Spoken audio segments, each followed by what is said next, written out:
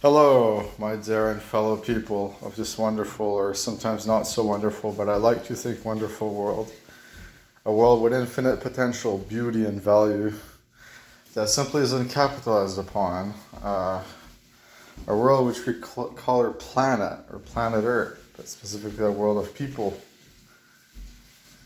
My name is Matthew Fanat, of course, although you might know me as Matthew, given that is my YouTube channel name. I have very little subscribers, which is partially why I want to put this forward and just spill the beans on everything that's been going on in my head and the turbulence inside of my mind and the ups and the downs that I've experienced over the course of the last 9 months and how revelatory they've been and what I feel would be my future direction in life. And what I feel, and this is I don't care how it fucking sounds, what I feel is gonna be the direction in our lives to a big degree. Now, this is gonna sound, some of this, even though you're very open-minded people, I know that 15 of you are very open-minded, given you actually like my singing session, which was god-awful compared to the shit I'm recording now, which still isn't in my mind very good, but it's getting much better. A lot of you might not be the most accepting of some of the ideas I put forward, or some of the, to me, they're eventual, probably realities, most likely realities, or definite realities in most of my mind. Okay, how do I begin? Where do I start? So, there's a concept. Actually, let's start with this. 9 months ago, I like to signify this as a penultimate, as the start of a new era for me. And unfortunately, what marks it is the deletion of my previous YouTube channel. Now, I had a YouTube channel going. That was, I got 450 or 550 subscribers, around that mark, I know that. So I had a small but significant fan base growing, right? And then I went and I deleted the damn bitch. And when I thought back, about a few days later, actually, that's why I deleted it. The same thought has always crossed my mind, and that continued onward until I eventually kind of forgot it, my whole spiraling downfall, which then turned into an uphill climb. And that is that my YouTube channel is meant to be deleted. That was my thought process at that point in time. Is that my YouTube channel was meant to be deleted because I was judged over it. That was literally my reasoning for deleting it, right? And that was extremely unusual for me because my whole mindset was that my YouTube was my therapy. My YouTube was my therapy sessions. It was a platform where I could just express myself and do so happily and do so without care.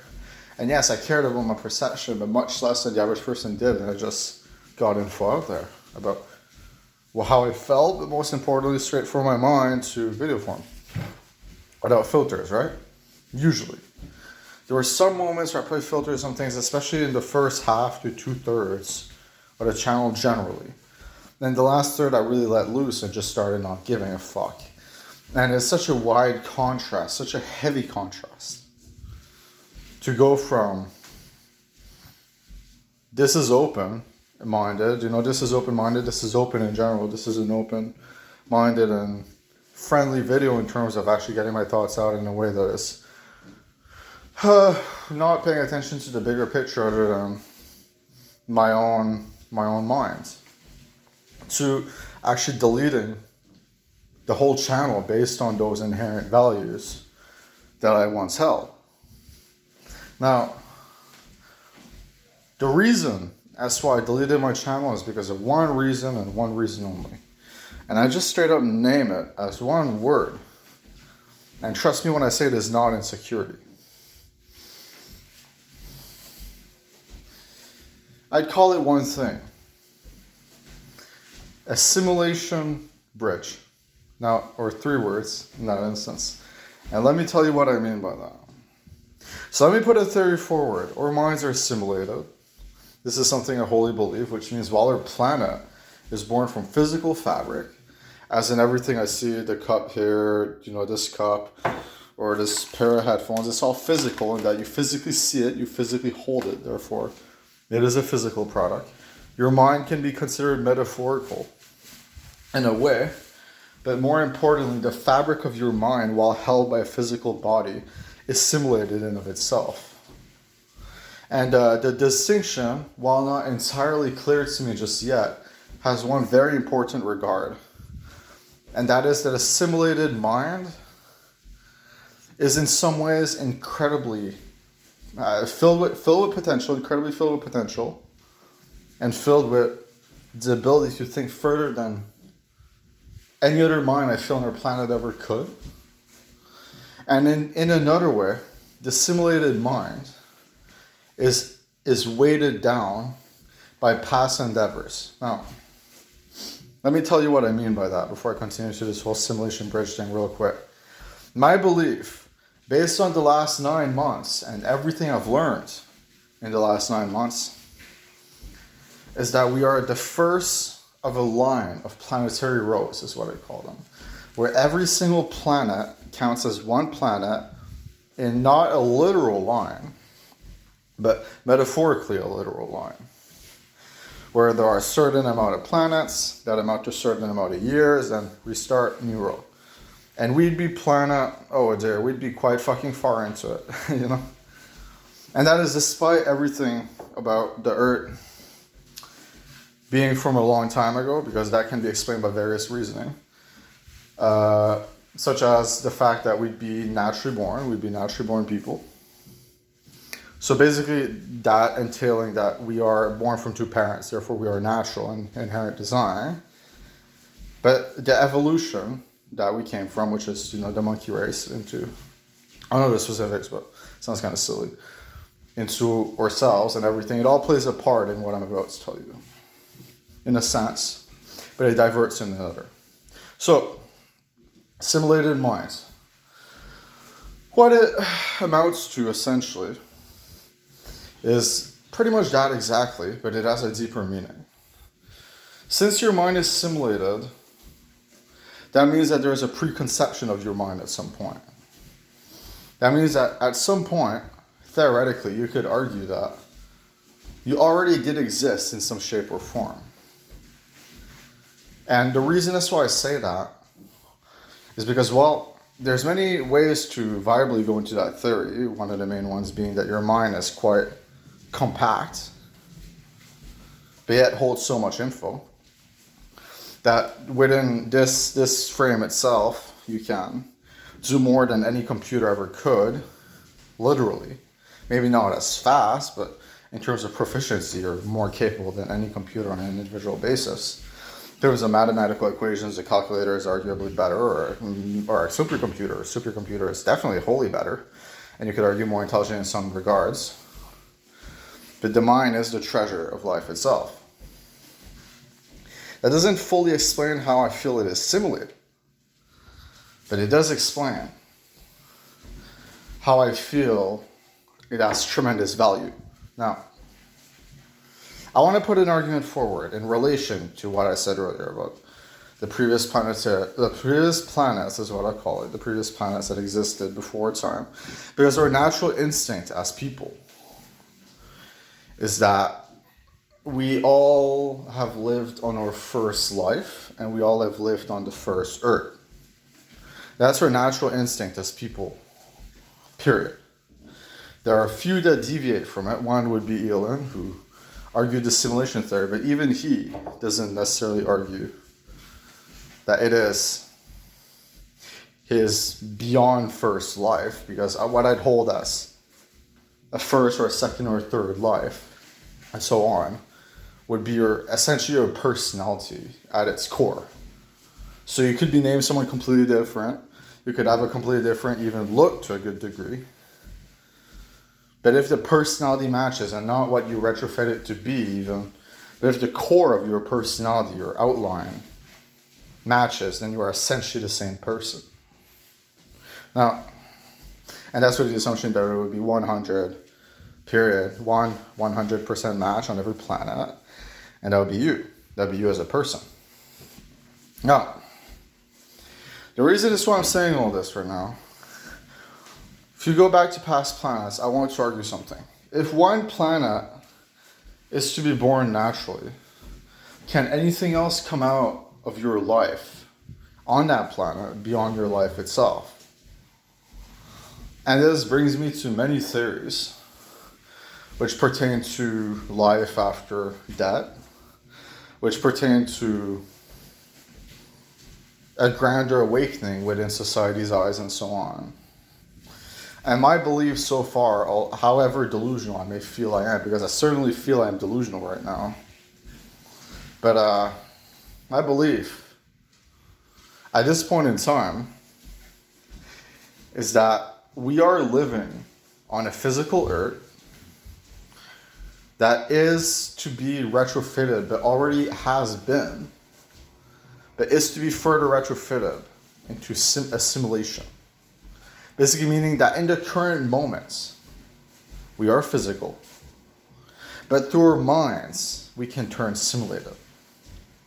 So, if you think about the fact that under the hypothetical standard of what I am arguing, there is a database of info within all of our minds that encompasses life itself, then theoretically, if one mind connects to that database and understands life itself and understands people, you can then build a simulated environment through that understanding of not only people, but of our earth. Now, why am I mentioning all this right now? Well, these are things that kind of frighten me to talk about, if I'm being honest, because of the judgmental look in today's society. Nevertheless, the fact that the more I talk about it, the more I feel I'm full of shit. And that's the honest truth.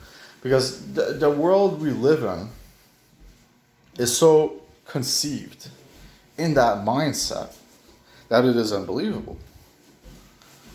With the mindset that we live in is that if you believe in a life after, for example, you are inherently a life after death or a life after earth, you are inherently religious in design.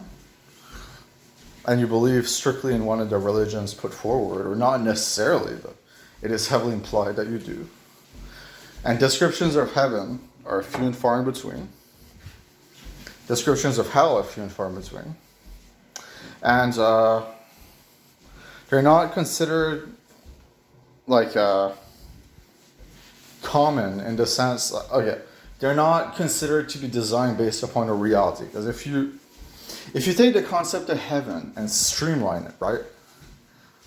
Considering what a reality is, you're not living in clouds at that point, or at all. You're living in a world which is, after you die, which the assumption at that point is that it's not a reincarnation. The assumption is that you would live forever or a very long time. And you'd appear in a place which is a much better life than this. Now, this could be seen as a dangerous way of thinking, simply for one reason, two reasons. The first is the entirety of the lack of realism of it from our current standard. And the second reason, mostly, is very simply one thing. It is the fact that ultimately we have our core principle and our core logic, which obviously disagrees with this, but goes a step further, which is, if there is to be such a thing as a heaven, which is an afterlife, a life after death, then it needs to be connected to some degree to reality, which has many implications in of itself, such as, how do you get there? You die, right? When you die, doesn't that mean you just go? So then you ask yourself, okay, well, how does it work? How does it make sense? And so on. So I lived mostly a nightmare the past 9 months. I was in this room for about this room right here. Nice little new place. From a group housing, of course, because I can't really work at this point. I'm not really mentally there. Nice place. I've been in here about 2 months, and the last 7 months I've mostly been spent in the hospital. And honestly, the truth of the matter is that I feel awakened in a way, and I feel scared in another. Because theories and thoughts have not only popped up in my head, but voices I'd call them, but in actuality I'd call them signals at this point. Signals I've hit ever since 9 months ago that heavily pertain to my reality itself. But not only that, to a deeper reality beyond the picture. Now, I want to ask you a few questions before I proceed. The first is this one.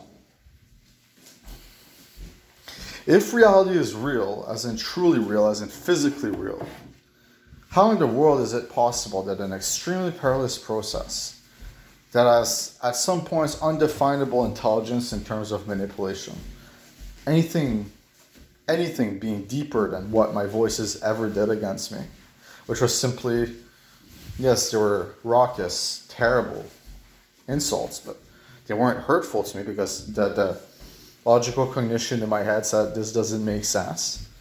Well, now it says this makes sense, just in a very nefarious sense. The first thought that pops up in my mind after that is, how is it possible that I was almost, and I mean almost, literally almost, and I mean it sincerely, killed 3 times, not by physical hands, not by a person next to me, but by my body itself throughout this process. How is that possible? Unless there is the inkling in my mind has some validity to it. Because let me walk you through everything that's been, okay? So about 2 days after deleting my YouTube channel, and I got to make it quick because I have another 12 minutes to record, damn. At 2 days after deleting my YouTube channel, so 2 days after the deletion, I laid in bed for 2 days straight, right? Simply thought about everything that pertained to what I just did, which was not to me delete my YouTube channel, but to me was growing a psychic ability. And I couldn't shake that at all. That was a thought that went from not being in my head at all, right? To being in my head 100% of the way. And honestly, it troubled me. At that point, it wholly troubled me because I didn't want to believe it because it didn't make sense at all. But to me, there was a discernible argument as to how I grew partial telepathy and heard people across, next to the wall in my house because I'd been shouting insults for 2 days straight, just out of my mouth. I was home alone at that point. This was back at the old house. And my parents and my brother were gone, right? So I was just shouting insults in my house. And the windows were open.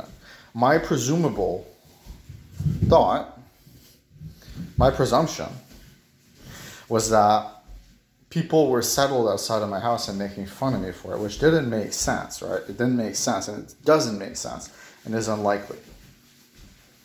However, that created a bridge, assimilated bridge, as I call it, in that an aspect of assimilation that existed besides and exists, almost, besides or linked to me, because I grew an ability. That was my general presumption, although I couldn't put it into words, and honestly, in a significant, very extremely significant way, it still is. Because I kind of refuse to believe, given my intuition and my logical thought on the matter, that this is mental health. I seriously refuse to believe at this point that this is mental health, because it isn't fucking mental health at all. And the truth of the matter is that after those 2 days, I tried to bring back the YouTube channel, it didn't work. After that, I was put through a perilous process where every day I lived with voices in my head, right? And those first 2-3 months could have mostly been argued as schizophrenia, except with a heavy team that linked around me being a psychic with a formed story and so on. And my job at that point was to dematerialize, is what I would have called it, and what was said to me once, which I immediately hooked onto. My way out of scenes is what I would have called them. So basically happenings, moments that I had to break my way out of, right? That I had to make my way out of. Now, the truth of the matter is that those scenes, okay, at that time to me, I thought for sure fire that they were real, but at the same time, I wholly didn't. I was kind of stuck in a very somewhat perceptive mindset where I noticed a lot of things about them that kept me enthralled. And therefore I believed. But in a huge way I didn't. Because everything felt scripted and even programmed. Now, about 1 month into it is when that changed. When I was laying in bed, and I went through my dematerialization process, is what I call it, in order to get the thoughts out of my head, where I move my eye a lot, right? Like kind of like that. And it kept on going and going, and eventually, I swear to fucking God, I wish I had saved the picture, because it was an important picture to take. I rotated my eye, and I mean literally. My eye got rotated, and I mean completely rotated, in a way which should be physically impossible.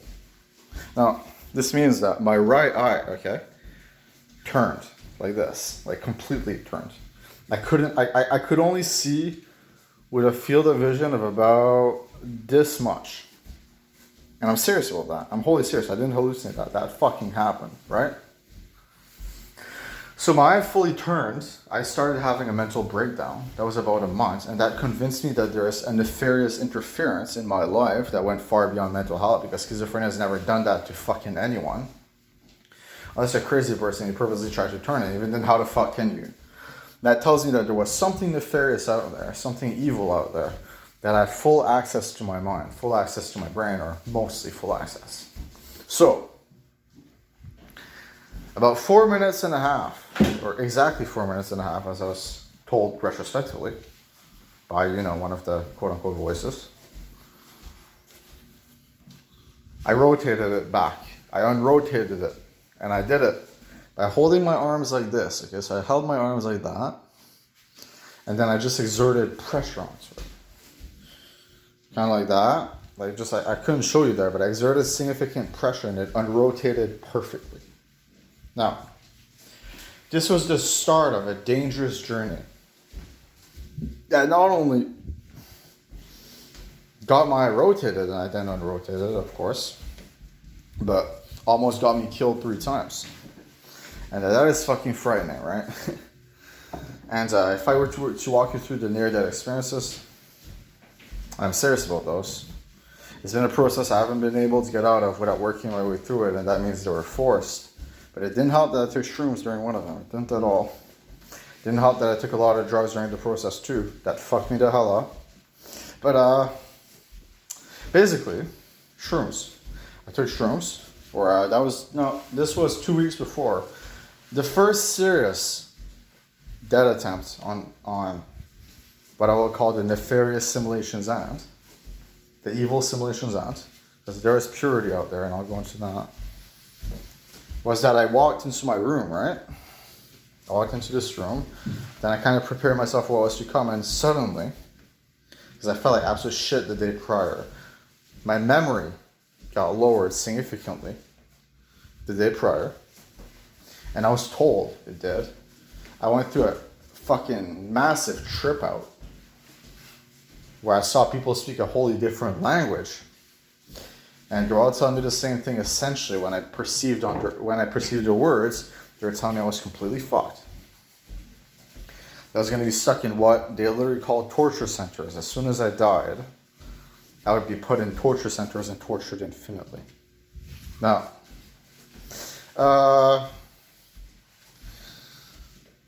walking around, right? My lungs started failing on me. Or they didn't. My nose did. That's the preferable.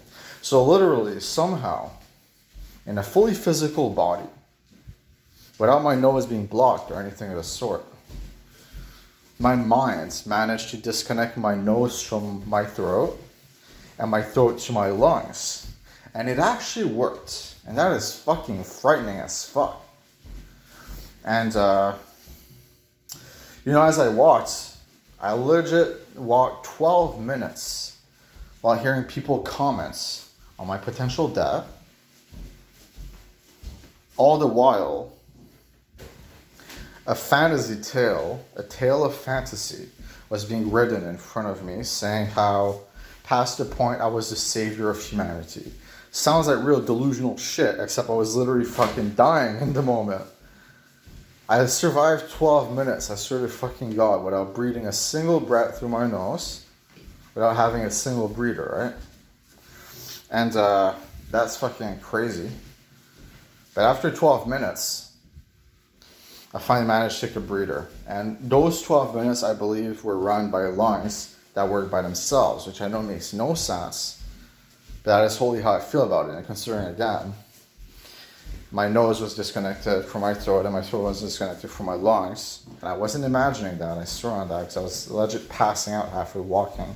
I was having a struggle there. And it got worse. I kind of don't find it that hard to believe that my lungs ran by themselves at that point, because my whole life was a fucking lie, right? So I somehow survived that. Then there was a third one about 2 weeks later. Now, which just involved something, it was less significant, that one. What was called, to my perception, VR demons, so just demons, left my head.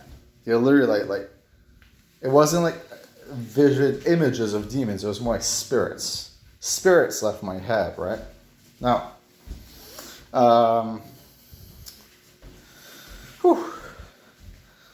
about 6 months into the process, I want to make it quick because I only have 5 minutes, unfortunately. About 6 months into the process, I contacted, unwillingly, but willingly, subconsciously, given I believe at this point, and it's going to be controversial, I don't care, I believe I have a psychic ability. I can't, just like a lot of people do, just partial, that's how we got mental health generally. So they cannot actually contact anyone telepathically, but it was inserted in them somehow. You weren't born with it, in other words. 6 months in to 7 months in, I contacted something I call an afterlife.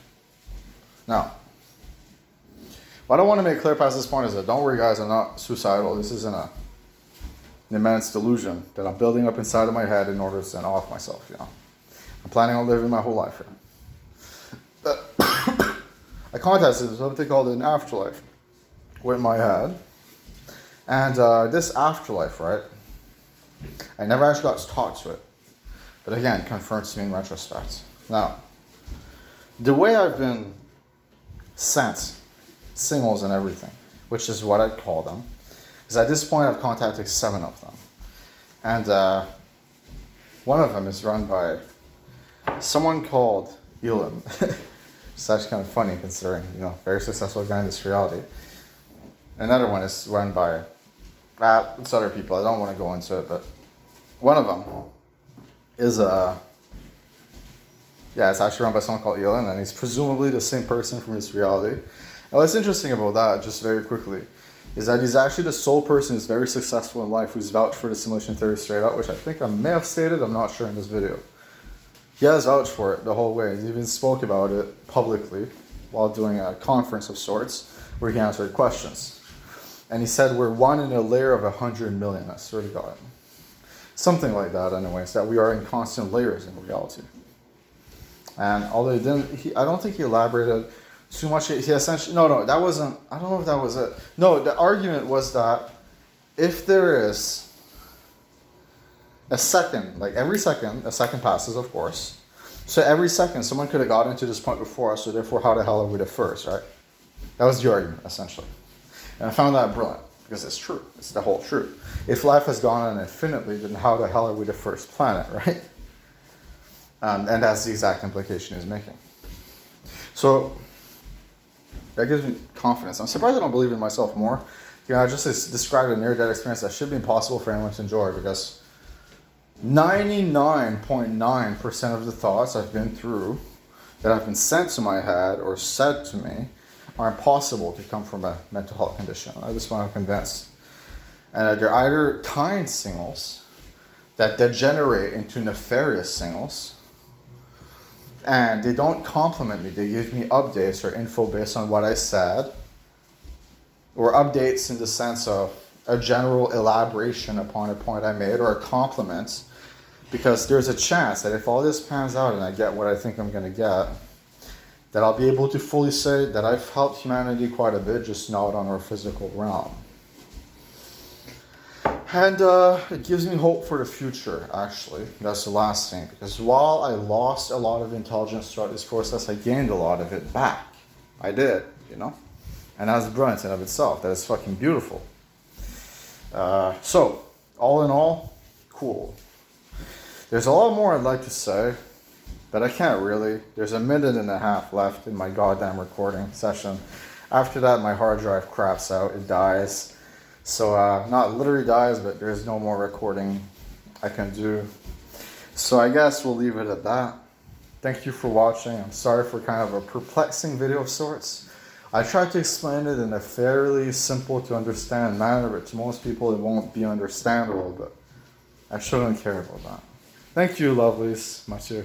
Or Matsu, but I'd call myself Mathieu at this point. Here's signing out. Goodbye.